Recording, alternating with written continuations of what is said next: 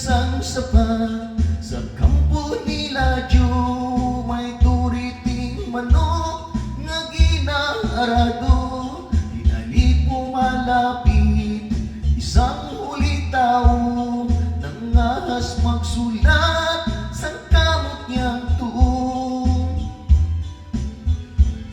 dinigtas ang haba sinulat sang kumpul pinasa sang namati ang bungol, testigos ang buktot sa pagkamatod, naakik ang lupog kay dili katindog. Kinuha ang gitara, kag makinalipay, kinuskus ang tingkaw, ang tarso ng papay, umabot sang sungi, kinantahan sa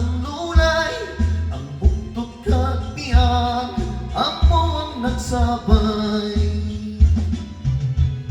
kung akong madumduman buktot kong nahugangan daw malupok ang akong dugan tungod sa